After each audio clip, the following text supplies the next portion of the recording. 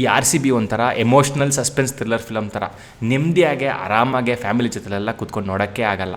ಒದ್ಲಾಡ್ಕೊಂಡು ಬೆವ್ರತ್ಕೊಂಡು ಎಲ್ಲರನ್ನೂ ಬೈಕೊಂಡು ಪೊಮೊಗ್ರನೇಟ್ಸ್ ಬಾಯಿಗೆ ಬರ್ಕೊಂಡು ಲಾಸ್ಟಲ್ಲಿ ಕಣ್ಣೀರು ಹಾಕೋವಂಥ ಸಿನಿಮಾ. ಎಲ್ರಿಗೂ ನಮಸ್ಕಾರ, ನಾನು ನಿಮ್ಮ ಪ್ರೀತಿಯ ಮೋಜೋ.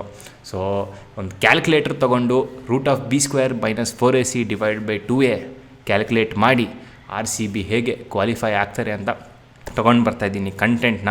ಸೊ ಚಾನಲ್ಗೆ ಹೊಸಬ್ರಾಗಿದ್ದರೆ ದಯವಿಟ್ಟು ಸಬ್ಸ್ಕ್ರೈಬ್ ಮಾಡಿ. ನನ್ನ ಮೇಲೆ ಒಂದು ಚೂರು ನಂಬಿಕೆ ಇಡಿ, ಒಳ್ಳೆ ಕಂಟೆಂಟ್ ಕೊಡ್ತೀನಿ. ಬೀಡಿ ಸೇದಿದ್ರೆ ಹೊಗೆ ಬರುತ್ತೆ ಹೊರತು ಹೊಗೆ ಸೇದಿದ್ರೆ ಯಾವತ್ತೂ ಬಿಡಿ ಬರಲ್ಲ. ಜೀವನದಲ್ಲಿ ನಂಬಿಕೆ ಮುಖ್ಯ. ಮೊದಲನೇದಾಗಿ ಕಂಟೆಂಟ್ ಶುರು ಮಾಡೋಕ್ಕಿಂತ ಮುಂಚೆ RCB ಏನಾದರೂ ಕ್ವಾಲಿಫೈ ಆಗಿಲ್ಲ ಈ ಟೈಮ್ ಅಂದರೆ ಈ ನನ್ನ ಮಗನಿಗೆ ಮಾತ್ರ ನಾನು ಸುಮ್ಮನೆ ಬಿಡಲ್ಲ. ಯಾವ ರೇಂಜಿಗೆ ವೀಡಿಯೋ ರೆಡಿ ಮಾಡ್ತೀನಿ ಅಂದರೆ ನೆಕ್ಸ್ಟ್ ಸೀಸನ್ನು RCB ಎಲ್ಲರಿಗೂ ಫ್ರೀ ಟಿಕೆಟ್ಸ್, ಎಲ್ಲರಿಗೂ ಫ್ರೀ ಜರ್ಸಿ RCB ಫ್ಯಾನ್ಸ್ಗೆ ಕೊಡಬೇಕು. ಆ ರೇಂಜಿಗೆ ವೀಡಿಯೋ ಮಾಡ್ತೀನಿ. RCB ಕ್ವಾಲಿಫೈ ಆಗಿಬಿಡಿ. RCB ಕ್ವಾಲಿಫೈ ಆಗಬೇಕಂದ್ರೆ ಕ್ರೈಟೀರಿಯಾ ಏನು ಅಂತ ಆನ್ಲೈನಲ್ಲಿ ನೋಡಿದಾಗ ತುಂಬ ಜನ ಮಿಸ್ಇನ್ಫಾರ್ಮೇಷನ್ ಕೊಡ್ತಾಯಿದ್ದಾರೆ. ಅವ್ರು ಸೋಲ್ಬೇಕು, ಇವ್ರು ಗೆಲ್ಲಬೇಕು, ಸ್ಟಾರ್ ಸ್ಪೋರ್ಟ್ಸ್ ಆಗಿರ್ಬೋದು ಅಥವಾ ಯೂಟ್ಯೂಬರ್ಸ್ ಆಗಿರ್ಬೋದು ಏನೇನೋ ಹೇಳ್ತಾ ಇದ್ದಾರೆ. ಬಟ್ ಸಿಂಪಲ್ ಇದೆ ಆ್ಯಕ್ಚುಲಿ. ನೀವು ಪಾಯಿಂಟ್ಸ್ ಟೇಬಲ್ ನೋಡಿದ್ರೆ RCB 2 ಮ್ಯಾಚ್ ಇದೆ, 2 ಮ್ಯಾಚು ಅವ್ರು ಗೆಲ್ಲೇಬೇಕು.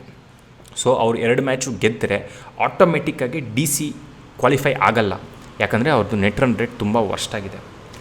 ಹಾಗೆ LSG ಅವರು 1 ಮ್ಯಾಚ್ ಸೋಲ್ಬೇಕು, ಅವ್ರಿಗೆ 2 ಮ್ಯಾಚ್ ಇರೋದ್ರಲ್ಲಿ 1 ಮ್ಯಾಚ್ ಸೋಲ್ಬೇಕು ಅಷ್ಟೇ. ಇಷ್ಟೇ ಇರೋದು ಕ್ರೈಟೀರಿಯಾ. CSK ಅವರು ಅವರ ಮುಂದಿನ ಮ್ಯಾಚ್ ಸೋತರೆ ಆಗ RCBಗೆ ಇನ್ನೂ ಈಸಿ ಆಗುತ್ತೆ. ಅಕಸ್ಮಾತ್ ಸೋತಿಲ್ಲ ಅಂದರೂ ಪರವಾಗಿಲ್ಲ, ಬಟ್ ಸೋತರೆ ಚಿನ್ನಸ್ವಾಮಿ ಸ್ಟೇಡಿಯಮಲ್ಲಿ RCB versus CSK match knockout game ಆಗುತ್ತೆ.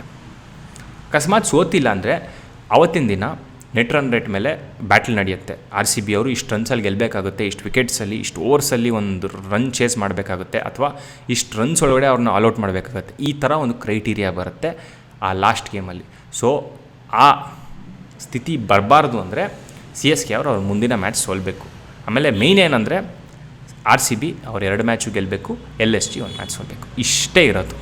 ಆದರೆ ಒಂದು ಏನು ಆಶ್ಚರ್ಯ ಪಡೋವಂಥ ವಿಷಯ ಅಂದರೆ ನಮಗೆ ಮಾತ್ರ ಯಾಕೆ ಯಾವಾಗಲೂ ಈ ಥರನೇ ಆಗುತ್ತೆ ಅಂತ. ಒಂದು ದಿನ ನೆಮ್ಮದಿಯಾಗಿ ಓಕೆ ಅಪ್ಪ ಆರಾಮಾಗಿ ಕ್ವಾಲಿಫೈ ಆಗಿದ್ದೀವಿ ಅಂತ ಇರೋಕ್ಕೆ ಆಗಲ್ಲ. ತುಂಬ ಜನ ನೋಡ್ತಾ ಇದ್ದೀನಿ. ನಮ್ಮ ಹೆಡ್ ಕೋಚ್ ಆದಂಥ ಆ್ಯಂಡಿ ಫ್ಲಾರ್ಗೆ ತುಂಬ ಜನ ಬೈತಾ ಇದ್ದಾರೆ. ನಾನು ಹೇಳೋದು ಸಿಂಪಲ್, ಅವರು ಹೊಸಬ್ರು, ಅವ್ರಿಗೆ ಗೊತ್ತಿಲ್ಲ RCB ಕಲ್ಚರ್ ಹೇಗೆ, ಚಿನ್ನಸ್ವಾಮಿ ಸ್ಟೇಡಿಯಮಲ್ಲಿ ಹೇಗೆ ಒಂದು ಟೀಮ್ ಬಿಲ್ಡ್ ಮಾಡಬೇಕು ಅಂತ. ಅದಕ್ಕೆ ಅವ್ರು ಕಂಟಿನ್ಯೂಸ್ಸಾಗಿ ಸೋತಿದ್ದು. ಅವ್ರಿಗೆ ಹೇಗೆ ಆಪ್ರೇಟ್ ಮಾಡಬೇಕು ಅಂತ ಗೊತ್ತಾದಾಗ ಕಂಟಿನ್ಯೂಸ್ಸಾಗಿ ಗೆಲ್ತಾ ಇದ್ದಾರೆ. ಹೌದು, ಅವ್ರ ಟೀಮ್ ಸೆಲೆಕ್ಷನಲ್ಲಿ ಸ್ವಲ್ಪ ಎಡವಿದ್ರು. Will ಜಾಕ್ಸ್ನ ಸ್ಟಾರ್ಟಿಂಗಿಂದ ಆಡಿಸ್ಬೇಕಾಗಿತ್ತು, but ಕಲ್ತ್ಕೊಂಡಿದ್ದಾರೆ. ಅವ್ರಿಗೆ ಟೈಮ್ ಕೊಡಬೇಕು. ಈ RCB ಮ್ಯಾನೇಜ್ಮೆಂಟ್ ಒಬ್ಬ ಲೋಕಲೈಟ್ನ, ಒಬ್ಬ ಕನ್ನಡದವ್ರನ್ನ ಅವರ ಕೋಚಿಂಗ್ ಟೀಮಲ್ಲಿ ಇಟ್ಟಿದ್ದರೆ ಈ ಸಮಸ್ಯೆ ಬರ್ತಾನೆ ಇರ್ತಾಯಿರಲಿಲ್ಲ. ಪಿಚ್ನೂ ಚೆನ್ನಾಗಿ ಅರ್ಥ ಮಾಡ್ಕೊತಾ ಇದ್ರು, ಟ್ಯಾಕ್ಟಿಕ್ಸ್ ಹೇಗೆ ಮಾಡಬೇಕು ಎಲ್ಲ ಗೊತ್ತಿರ್ತಾಯಿತ್ತು.